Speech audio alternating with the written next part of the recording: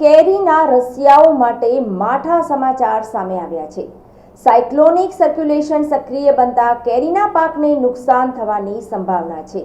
વરસાદ પડવાની સંભાવનાને કારણે કેરીના પાકને મોટા પાયે નુકસાન થાય તો કેરીમાં સડો પડી જાય છે। હવામાન વિભાગે આગાહી કરી છે કે વેસ્ટર્ન ડિસ્ટર્બન્સ સક્રિય થવાને કારણે વાદળછાયું વાતાવરણ રહેશે। આગામી 3 દિવસમાં 2 થી 3 ડિગ્રી તાપમાન ઘટી જશે। 3 દિવસ બાદ ફરીથી મહત્તમ તાપમાન 2 થી 3 ડિગ્રી વધી જશે।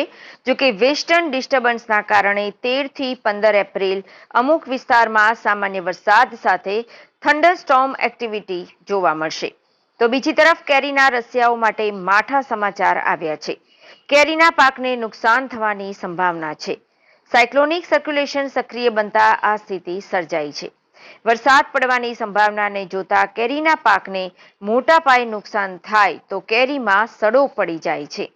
ખેડૂતોને પાક બચાવવાનો પ્રયાસ કરવા ખેડૂત આગેવાન જયેશ પટેલે અપીલ કરી છે। ભાવનગર જિલ્લાનો તળાજા તાલુકો કેસર કેરીનો હબ ગણાય છે। તાલુકાના ગ્રામ્ય વિસ્તાર એવા સોસિયા, મણાર, ભાખલ, દાઠા અને વાલર સહિત ગામના પ્રગતિશીલ ખેડૂતો મોટા પાયે બાગાયત પાકોમાં કેસર કેરીનું વાવેતર કરતા હોય છે।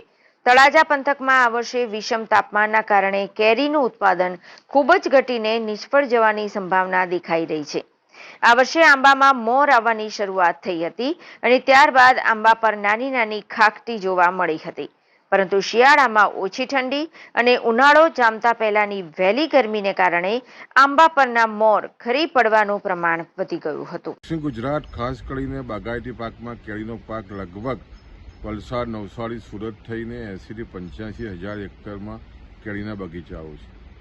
ને જે રીતે વેસ્ટર્ન ડિસ્ટર્બન્સને કારણે જે રીતે સર્ક્યુલેશન આવી રહ્યું છે અને વરસાદની જે રીતની ઝાપટાની આગાહી થઈ છે, સ્વાભાવિક છે કે કમોસમી વરસાદ આવે એટલે ખેડૂતોને ચિંતા થાય।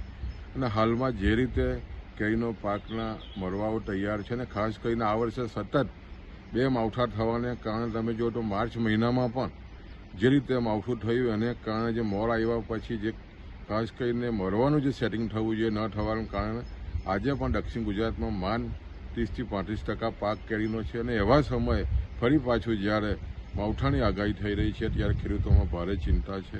અને ખાસ કરીને આ જો માવઠું ભારે વરસાદ જો થઈ શકે તો સ્વાભાવિક છે કેરીના પાકને મોટું નુકસાન થઈ શકે, એટલે ખેડૂતોમાં ભારે ચિંતા છે અને આને કારણે આવનાર દિવસોમાં કેરીનો પાક ઓછો ઉતરે એવું ખેડૂતોનું અનુમાન છે।